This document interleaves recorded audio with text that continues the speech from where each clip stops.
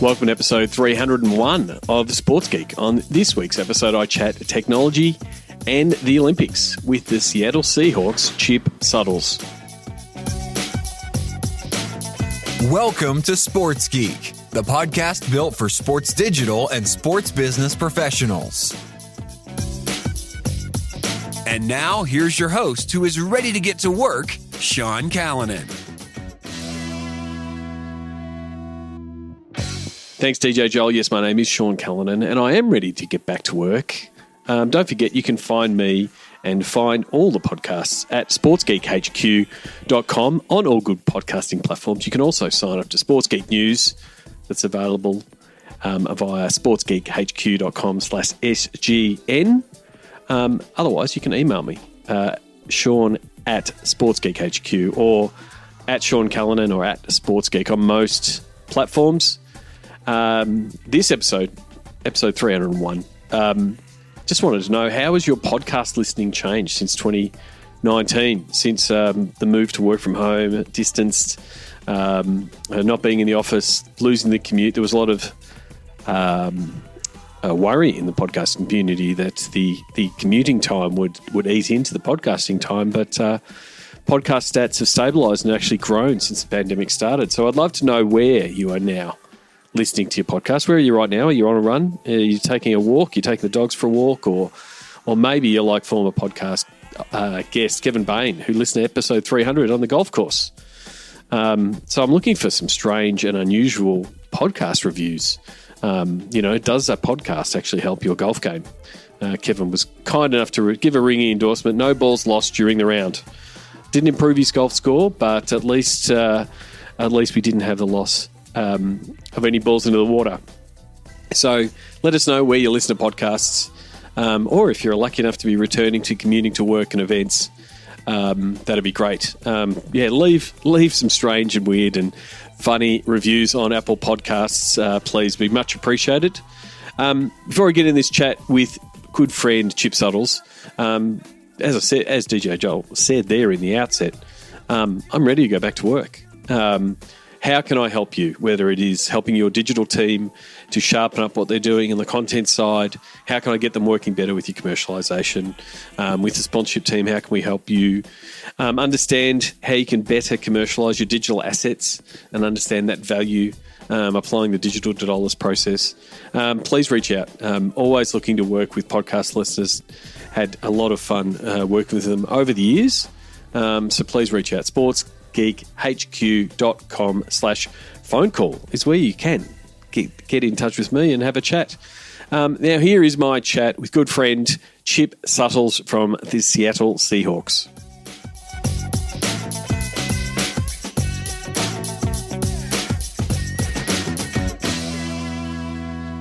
Very happy to be joined by my good friend, the VP of Technology at the Seattle Seahawks, Chip Suttles. Welcome to the podcast. Thanks, John. Thanks for the invite, and I'm happy to be here and talk to you today.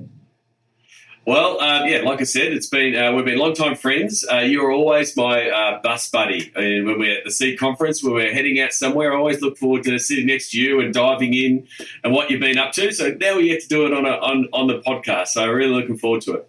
Is that because of my Seahawks corporate card, or is that just because? A little bit of column A and a little bit of column B, Chip. I love talking to you. But first, as I do sort of with everyone on the podcast, is try to find out how did you get your start in the world of sports biz? Well, I kind of sideways my way into it. I had a uncle, to be honest, a little bit of nepotism. There was an AT&T executive, and when the Atlanta Olympics were awarded to the city of Atlanta for the 96 games, my uncle was a part of that, and he facilitated an introduction. And from that introduction, it led to a job interview, and fortunately being given the opportunity to come on as assistant venue tech manager in the technology department in support of the Olympic Games there. My first job there was to oversee the planning for IT for race walk, road cycling, and road cycling, race walk, and marathon. Sorry, and yeah. So that's how I got. So what was tech? So that's 1996 for people Googling when Atlanta was on. What, and we're sports technology has vastly changed. What was sports technology, or just the technology plans and some of the things that were implemented in Atlanta? So it's a great question. And when I think back of it and I laugh, and people are listening, they're going to say, well, tell me. Well, first off, it was pre-cell phones. So I had a two-way pager. So that was interesting. And a lot of the focus was on, IBM was our hardware and software sponsor at the time.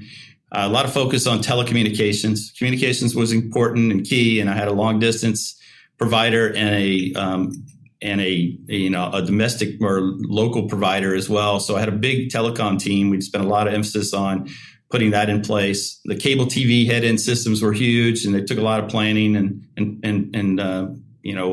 integrations. And then the timing and scoring, focusing on the field of play, and the timing, scoring, integrations were an important piece of it too. So that's where I spent the majority of my time back in those days.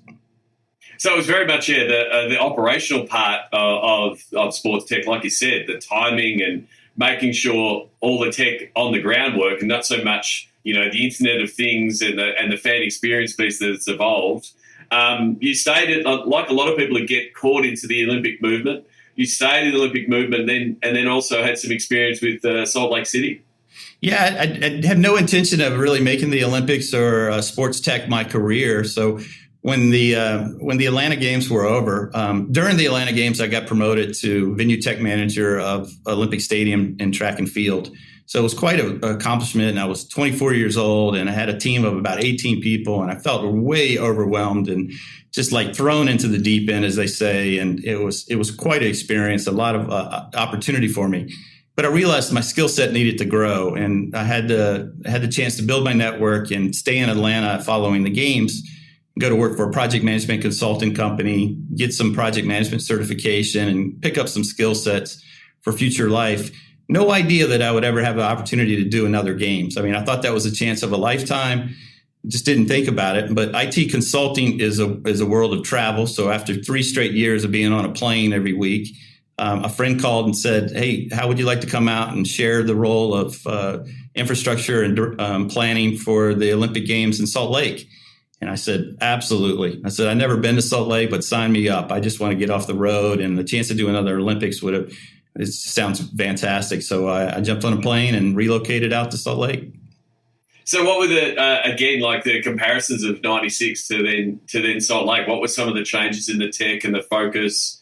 Because you still would have had all the operation, all the timing, all of the stuff that you had in 96, but like the bar had been lifted, cell phones were starting to come in. Were there different requirements around Salt Lake? Well, a lot of the base requirements were the same. You had to put in a supporting infrastructure to get all the games management systems to work. So that's what a lot of our focus was early on, is building out the infrastructure for all the venues, ensuring that the networks were all talking to each other. That when I say games management system, that's your ticketing system, your transportation system, your information system, and there's about 14 major systems that help run the games. And we had a partner there, Schlumberger Sima, that was responsible for building them, but I was responsible for helping build out the plans.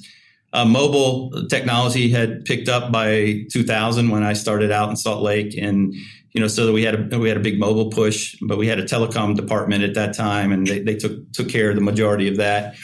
And I mean, it just it was the same requirements I had been familiar with and touched on it for the summer games, but the winter games a little bit smaller, easier to handle in my opinion, less venues, but no less challenging. There's still unique challenges to it. So it was, making sure timing and scoring and the partners were integrated right, and all these systems were working on site to support the operational staffs. And then sort of out of the Olympics, working for the organising committee, it's a contract gig. It's like no one moves on to the next Olympics. You have to go to the next organising committee. So after Salt Lake, you sort of ventured back into the world of IT, and just did you think then your sports tech career was done? I actually, before the Salt Lake Games were over, I was recruited and hired on to head up the Olympic programming in the project management office for CIMA, who were based out of, it was quite interesting. I had the opportunity to move to Torino, Italy. We were based out of Barcelona, headquartered out of Paris, France. So I think I was paid out of Houston, Texas. It was very much a global company. But a group of international colleagues and we moved to Torino, started the office there, and I oversaw the planning for the summer and the winter games from an integrations partner point of view. So now this first time leaving the committee and working for one of the partners, but it gave me a different perspective that I had been exposed to, but never had a role in. So it was a great opportunity to stay with the Olympics and see it from a different light. So I moved over to Torino with my young family, my wife and my young son, and I was fortunate enough to have another son in Torino, and it was a great 2 years of my life. And so the moving from like you said, the organising committee to the the brand side or the tech side, and sort of working with the partners. How much was the technology pushing the Olympics, or vice versa? Where was the innovation coming? Well, I think the innovation was just in advancements of the building out the systems requirements. I think it wasn't like the Olympics were taking major strides in tech advancement. I mean, we're basically, if the timing and scoring works and the broadcast works, then you could still run the games. But it's more efficiencies and and improving communication on the operations side of the house is where the tech was coming from. And, there's these 14 games management systems I was talking about that we did, as Simo and Simo became Atos Origin. And currently Atos is still a sponsor, and people might be familiar with them. Atos was responsible for developing these 14 systems. And I guess a lot of development was done within them just to make it a better user experience for the end users and just more efficiency in the operations of the games. So unfortunately, due to family circumstances, I left Torino early, moved back to the States for a brief year, and then I had the opportunity. I thought my Olympic careers and dreams were over, but had the opportunity. My wife, without beknownst to me, had sent my resume to Vancouver 2010, and the Vancouver team called me and said, "How would you like to come up and work for the CIO, run the project management office, and rejoin some of your old colleagues?" And I said, I fortunately didn't burn any bridges when I left Torino, and the chance to go and do my 4th Olympics in Vancouver sounded like a great opportunity. So I was able to join Vancouver prior to Torino. And one of the great things was I got to go back, working for Vancouver 2010, I got to go back and experience and work the 2006 Torino Games. So I got to see the first 2 years of development, and then I got to see that last, the actual games themselves and how it all evolved. And I was really fortunate to be in that position and be able to work with some of those colleagues that I worked for back in the day. And to work for the 2010 Vancouver Olympics and Paralympic Games was another. Just every time I've had a chance to work for any of those games, I felt like it was a chance of a lifetime, and I didn't take any of them for granted. It's just such a great experience. So it's hard work goes into that, and those teams put such a behind the scenes effort into it to make those games happen. And it's on the world stage, and there's no second chances here, and it's just a great accomplishment to feel after you after you be a part of that. Actually get through I mean, that's the thing. I mean, with the games, again, coming up here for Tokyo, it is not only a 4-year wait, it's been a 5-year wait, but the amount of work that you are literally putting in, the 3 to 4 years work and planning for a 2-week position. I've spoken previously with people running, Grand Slam events that have that 2-week, or Grand Prix that have that a couple of days. What is the pressure, I guess, like, and the stress levels like around the games when, you put 4 years on the line, you put 4 years of your life on, into this project? Things always happen, right? We know tech is not always our friend in some cases. What were some of the, some of the pressures of the 2 weeks of the games, of the many games that you've done? Well, first off, you ask, well, each games can be different. I think the pressure was greatly reduced the better the plan was to execute, right? And I got to experience some moments of terror, as we led into some things that just weren't planned properly. But for the most part, and the reason I think a lot of us look back at the Salt Lake Olympic Games in 2002.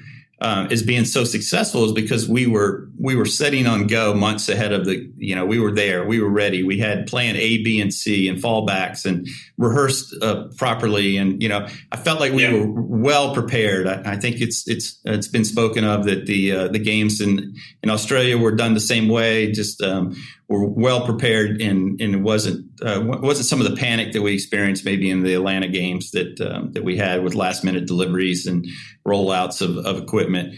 I think the Olympics plan for, they do not only have an A and a B plan, but they generally have a C and sometimes a D plan, because you're dealing with, live broadcast for the world, and there's just no opportunity to make mistakes. So there's a lot of backups in place. It costs a lot of extra money, a lot of extra planning, a lot of headaches, and people sometimes don't understand why you have to have this just in case.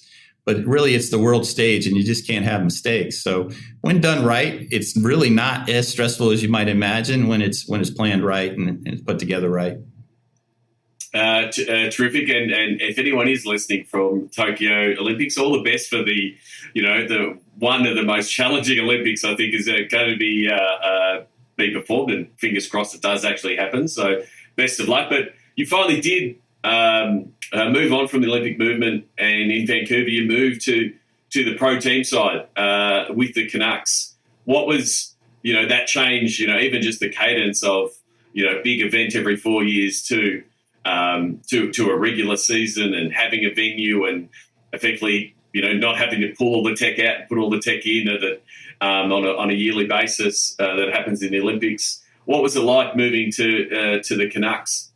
Well, it's a great question. And I was fortunate enough to, through the network of folks that I met during the Vancouver planning, I was able to meet the owners and the management team of the Vancouver Canucks organization, who offered me a position as director of IT. And I was anxious to move back to the States after the Vancouver games were over. But the opportunity to work for a Canadian hockey team, or NHL team, a professional team in Canada, I just couldn't turn it down. I mean, it's really a Canadian's dream. I'm not Canadian, but I realized how valuable this job was. And I said, I got to give it a chance. And they were a fantastic management team and a great place to work. And it was, I'll explain it this way.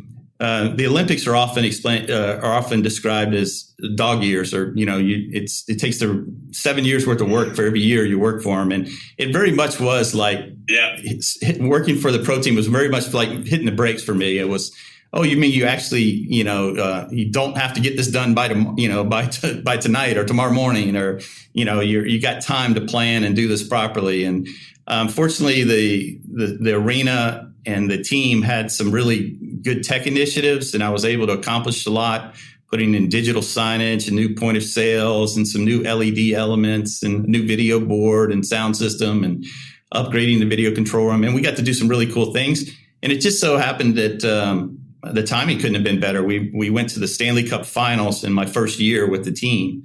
So I got the whole experience, the whole playoffs, and working with the NHL league office and how the playoffs are operated, and what it takes to be a Stanley Cup venue. And we came up just short in Game 7 of winning the Stanley Cup, but it was still a fantastic experience. It was a lot of emotion and a lot of pride and hard work that went into it, making that happen. But it was great experience. And I got to work for the Vancouver Canucks for 2 years before this opportunity here presented itself, and I was recruited.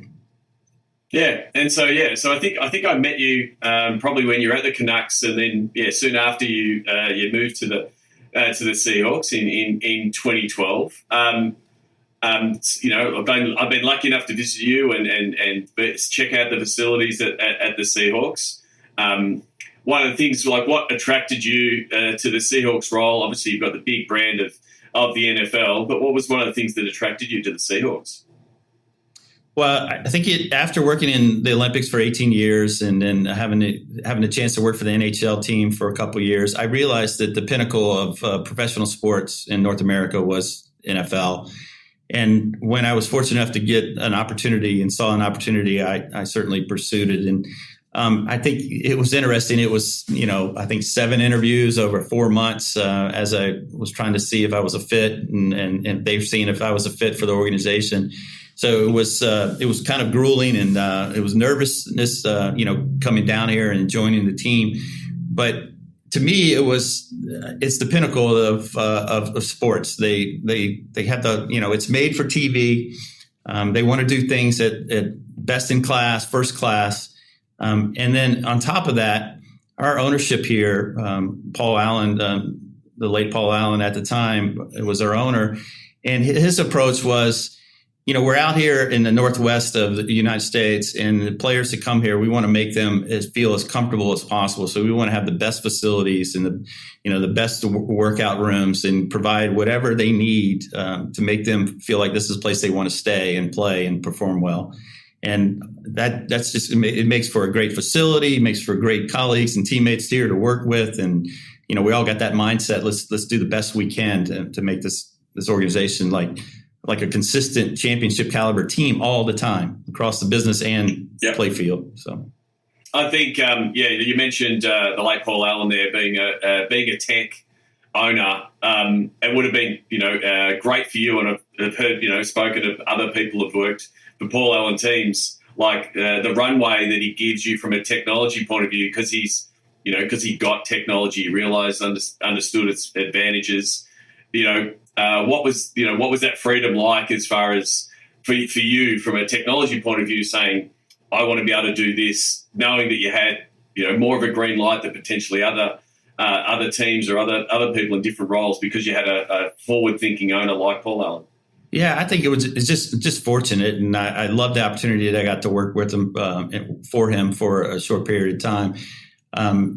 He really took an interest in the mobile application. I think the only interactions I had with him were about the mobile application, features and functionality, and making sure that we were cutting edge and that we were looking at everything we could possibly do to make that fan experience over the mobile app more enjoyable and kind of unique. And, so we were always kind of pushing that envelope a little bit. So that was fun. And I mean, he just got technology, and he seemed to be supportive of our tech initiatives.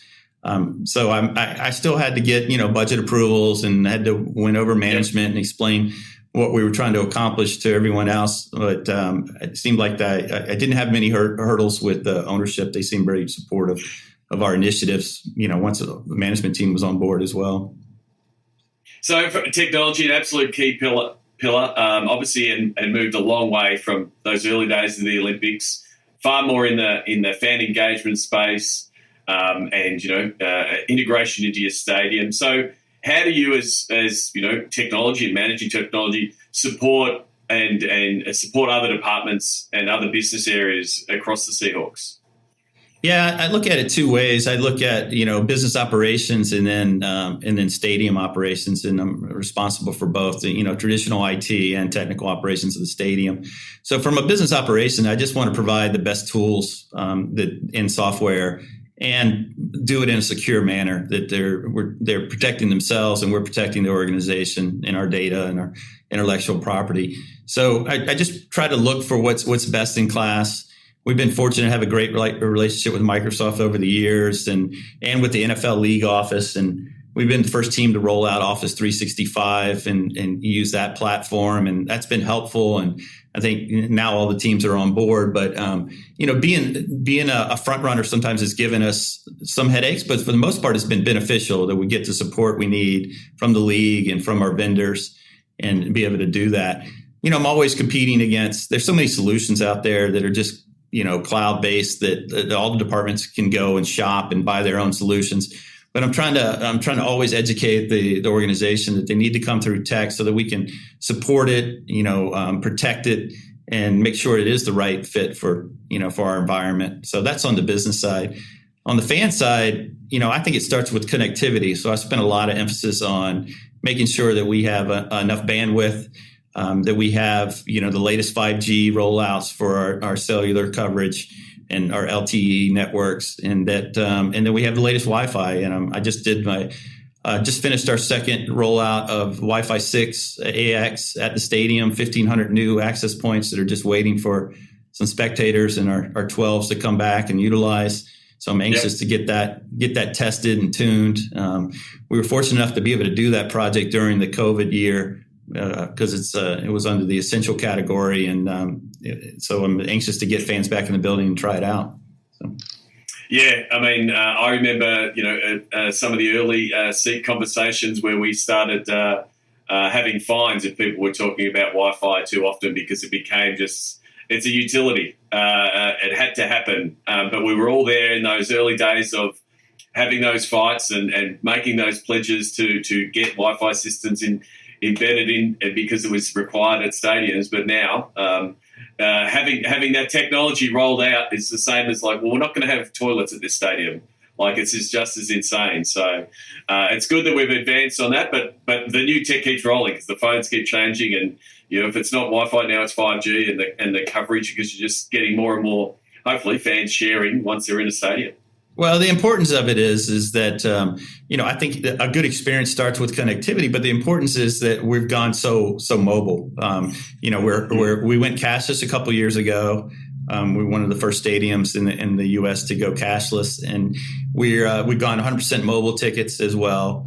We just rolled in a new access ticket pedestal control that we're putting in place to allow more the spectators to come in more freely without having to interact with individuals.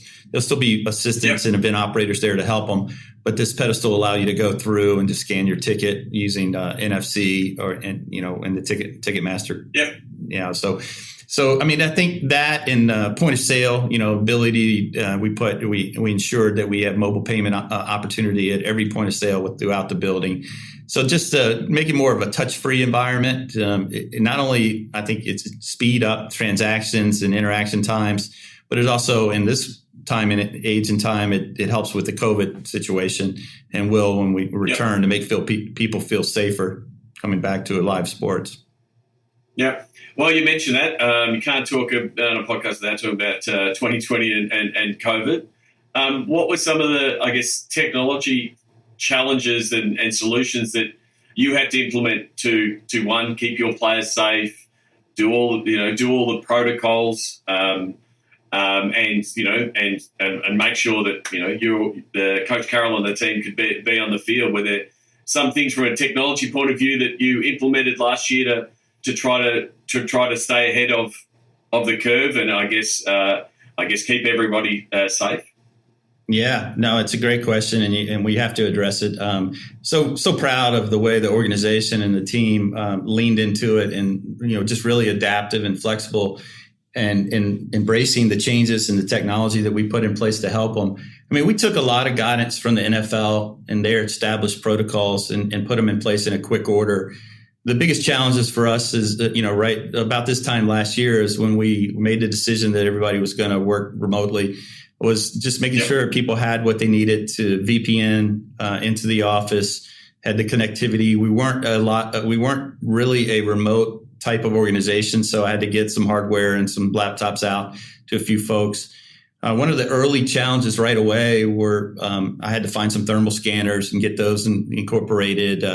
I utilized our partner Clear, who does travel in the U.S. Clear was able to build an application so we could do our health pass attestations on a daily basis through their app and keep everything HIPAA compliant on our side of the house. So we were able to do that in short order and utilize that on a daily basis. But one of the things that the quick and biggest challenge of last year for us was with very short notice, we had to go to a virtual draft for the team. Yep. And for us, we have a multi-million-dollar facility, and we have a dedicated draft space that we use and plan in on a yearly basis, and use almost daily on a yearly basis. And for the team not to be able to use there, it was a real caught everybody off guard. So my IT team, I have to give a lot of credit for. Well, not the coaches and the general manager and the scouts and the whole team really for working with us, being patient. But we ended up running the draft from the Coach Carroll's house, from our general manager John Snyder's house, and and we supported our president as well. And I had a small IT team, what was allowed by the NFL at each of those facilities. And I kind of ran central operations from my home. and we were able to pull off the draft. And I mean, when Vegas has odds against you failing, it makes you nervous. And I was glad to see on day 2 they took that betting line down because we proved that we could make it happen. And a lot of people contributed to making that successful. And I guess it has shown you the agile nature and the ability for your team to adapt and produce something. But that virtual draft was a logistical nightmare, but for it to be pulled off was absolutely quite amazing. Not just your team, but across all of the NFL teams, and the coordination across the whole network was fascinating, and it definitely showed a completely different side of the NFL draft. It's normally got a lot of polish, and there's a lot of hats being handed over with shiny suits and those kind of things. So it brought a lot of more personality into the draft. But I was like you, a geek watching it from a technology point of view, going, wow, look at how this is being pulled off and integrated into a broadcast. So kudos to you and the team. So that was the early big challenge. And then, I mean, just the whole over time, we all kind of adopted to the new virtual platforms of doing business. And, we utilizing Zoom and Microsoft Teams. And then, I think I'm up to 11 different platforms I've utilized since COVID has started. But, getting people familiar with it and comfortable with using that and getting communication lines set up with the departments and across management teams. And, I think we're well established now, but it just took some time. It just wasn't our normal course of business. But a lot of people had that same challenge. And, so I'm not complaining. I'm just saying once we got comfortable with it, we're just business as usual. We were making it happen. Do you think there'll be some of the tech and some of the processes and workflows that have been implemented in the last 12 months that will stick? Do you think there's potentially things, there's always the away game and how someone's capturing content and how it's getting back to the digital team and how it's getting cut up? That's always been a sort of a weird work from home. Someone's doing it at home. That's part mobile, it's part desktop, it's part laptop. Do you think some of those processes have cleaned up some of those gaps that might have been, people using different tech to be sending bits of content around? I certainly do. I think these platforms have shown and proven that that stuff is all the capabilities there, and people got familiar and comfortable with it. And I think it's here to stay. And I think I'm not sure how it's going to evolve. I'm not sure that there'll be one day where we'll all be back in the office. I think that it'll be a hybrid, and as we'll ease back into normal life, I think, or what was close to it, there'll always be some bit of change from this point forward, I think. But these platforms, Microsoft Teams is fantastic for collaboration and team sharing of content, and it's been useful in communicating with my colleagues across other sports networks on a weekly basis. It's been fantastic in sharing project information on my internal projects with my IT team, and then our management team uses it as well for building business plans and budget planning. And so it's been a great platform. So I think we used similar products before, but not to this degree. And I think it's a great point. I think that is here to stay. And I think it's a benefit from. And it sort of probably removed some of that reticence of, but I've always done it. The whole classic, my Outlook, my email needs to be downloaded to my desktop to be able to work. It's like, no, it all works in the cloud. It's always there. And that fear of, no, it's got to be downloaded somewhere because I'll lose it. It has gone with a whole bunch of tools, across the space. One of the things I wanted to ask around, your role in the technology piece is how do you balance, you did talk about, business operations and stadium, but there's also the technology that keeps rising on field and the high performance and supporting your coaches. Now,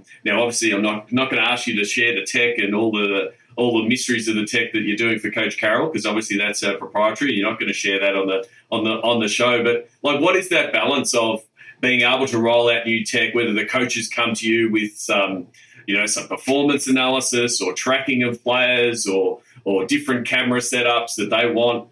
How much is your job doing some of that stuff and trying to keep, the coaching team on that bleeding edge of what is happening in that sports tech space from a player performance and tracking point of view?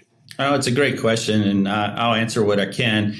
We do lean into the sports analytics team, and we have a department that works for football operations. And, it's the pursuit of using data to better prepare an athlete for game day, kind of assist them with recovery, and provide information to allow the coaches to make informed decisions for game planning. I mean, that's what it comes down to. Yep. So we're not telling them what to do. We're just providing more information to them in a more efficient manner. So I do have some. It's not a primary responsibility, but I do support that team and in the football operations in that way. And we also leverage our partners and our vendors. And we've been fortunate enough to partner with AWS Cloud Services recently, and they've been fantastic in this space. We built out a data lake that we can house all this data to be able to run queries and run reports and to use this. We define it as a collection of stems, a data based on stems, which is sleep, think, eat, move, and sense, and this all kind of goes into that data lake. And then we're able to kind of get a real time. Well, first off, you get a baseline of how a player's health is as they come into the organization and where they need to grow. And we kind of get a measure on their workload during the course of a week and training, whether it's training camp or during the season. And we're able to help them with recovery if they have an injury. We know where they started from and where they need to get back to be able to get back on the field. But then it, gives us things that they can work on too. And it used to be, in a basic terms, you could look at it was you used to measure a player and say, okay, their 40 speed is slowed down because they're 5 years older now or something. And that used to be, okay, that's what they're measuring. They're saying I'm slowing down, they're going to cut me. That's not what it's about anymore. It's about, better preparing that athlete for game day and getting more longevity out of that athlete. And so that's what our sports team works on. They try to provide a real-time assessment of a player's health and well-being to the coaches on a health front. And then, of course, there's a lot of strategy planning and things that we do, looking at the stats from gameplay. AWS has helped us do a little bit with the machine learning where we'd be able to assess some video with machine learning so that we can ask more questions and get more review of footage so that we can see, let me give you an example there. So we can look at practices and say, well, this play, might work 75% more effective out of this formation in practice than it was out of this formation. So maybe we want to try to run that in the game. And I mean, that's just a generalization, but that gives you some idea that we're able to get to that level and see what works. And the players are certainly buying into that. The coach is buying into it. So. I mean, from a player point of view, again, if you look back at your early days at the Seahawks, you're probably getting players, and we're moving now to a world with quantified self and Fitbits and Apple Watches that are keeping giving us all information. But you've got athletes now that have grown up in that space, like they know what they know their sleeping patterns, or they know what their heart rate is, and all the things that they've got devices. So are they more inquisitive and a bit more receptive to taking on board more of that information than potentially, if you look at like older school, technophobic type players that were, seeing it as this is a reason for me to cut, for me to be cut because you've got this data. Are the athletes just as interested in that data and in knowing that those few tweaks might help them, from a game-to-game basis? Yeah, so a lot in that, Sean. The players have a players' union, so they have to opt in to participate in this data. But we get a high percentage of participation. Most of them are willing to do this, and I think the reason is they see the value in it earlier. This is now where it used to maybe just start in the pros when they would get these kind of measurements and these things. It's certainly in every major college program in the U.S. now that they're being experienced. In some instances, even in high school, they're starting to be measured on different things. So they start to see the value of it, and it becomes normal. And it's not something that's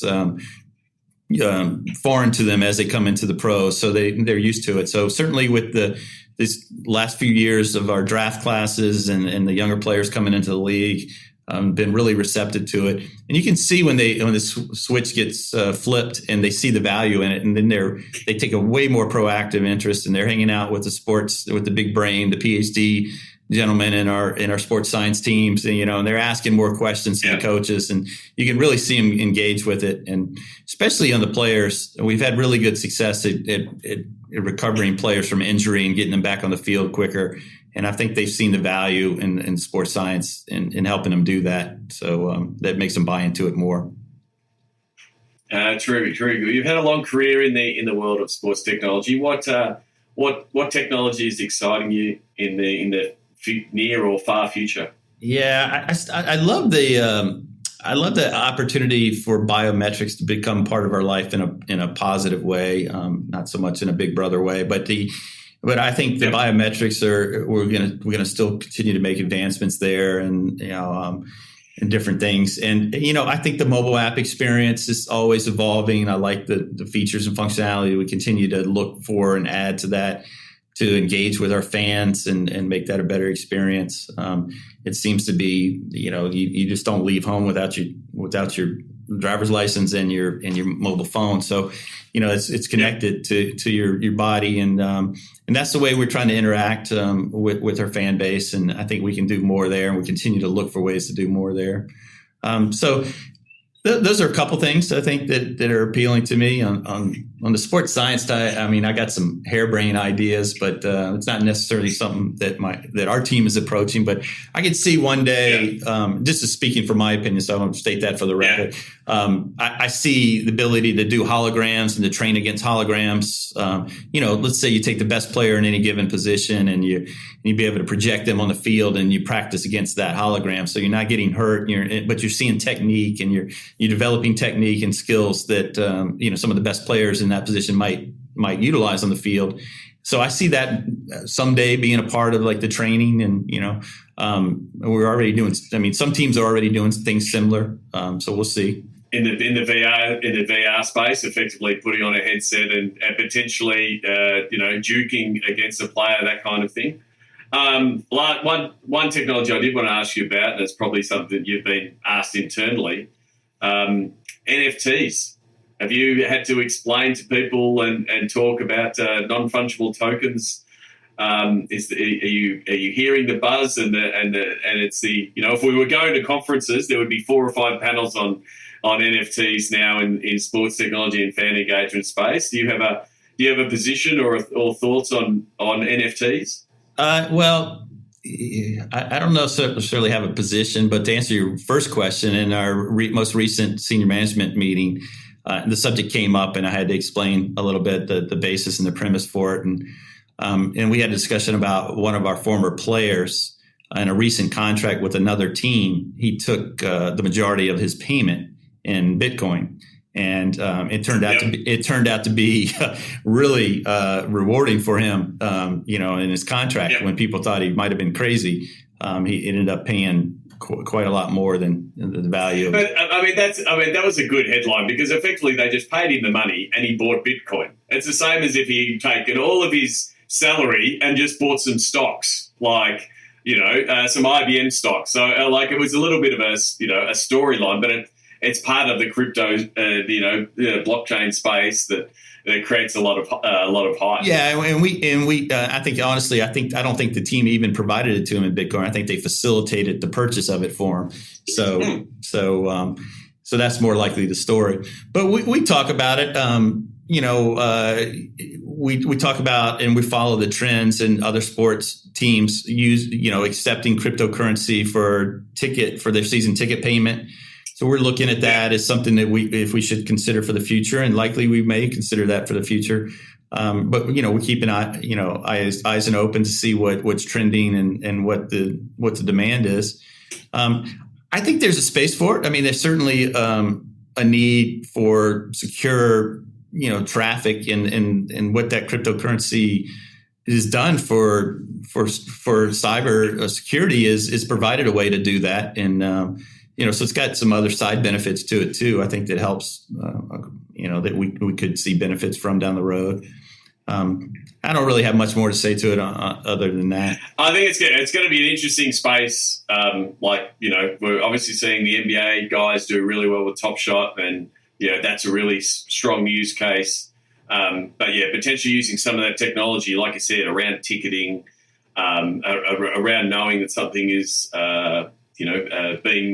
being awarded or having that, that security.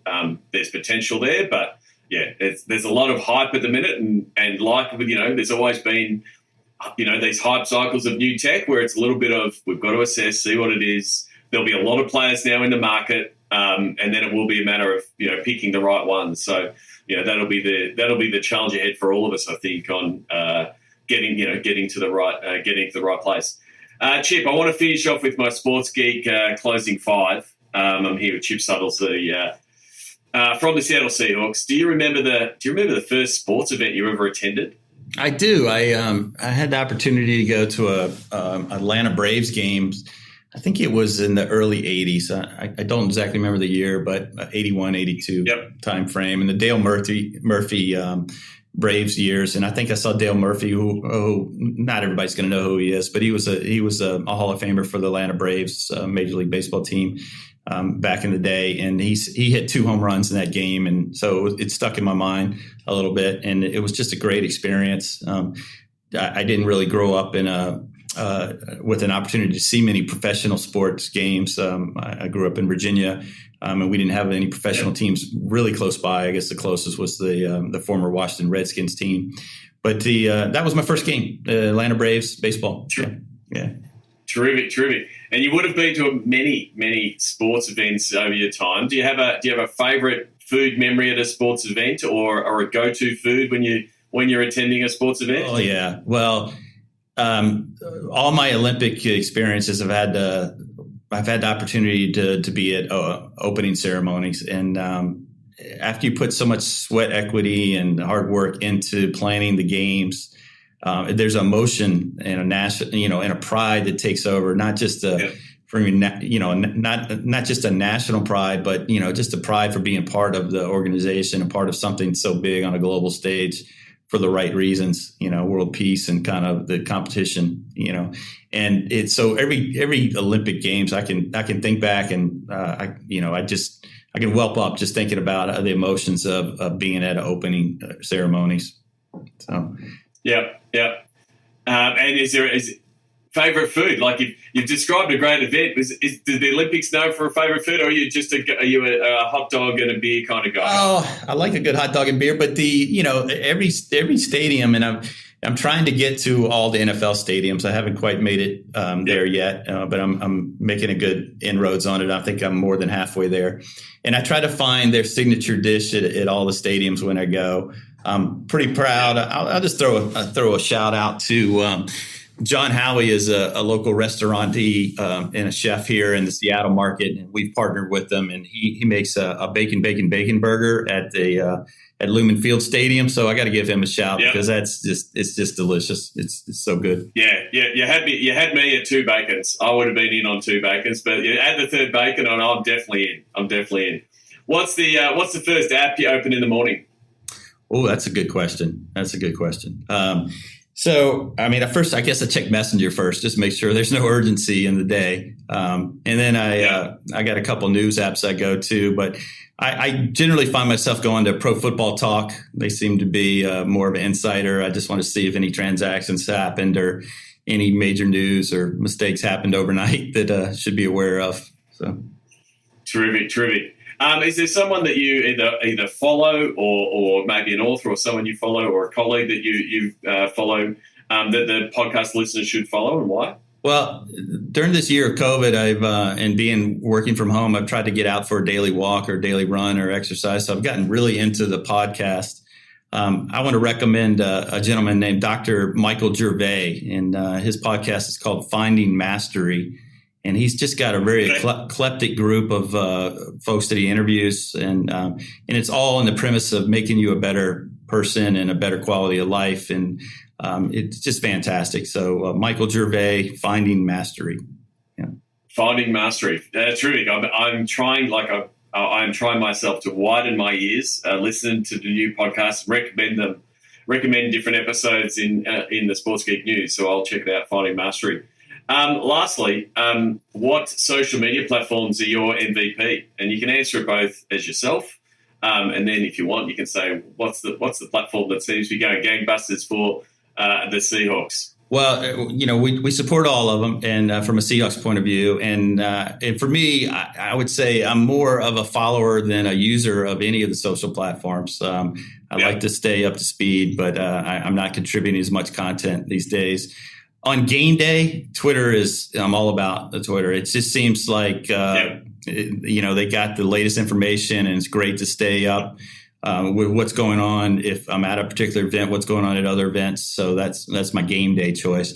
Most of the time, though, I think I've kind of migrated to Instagram. I think that's the platform of choice. I think that's the. Yep. Terrific.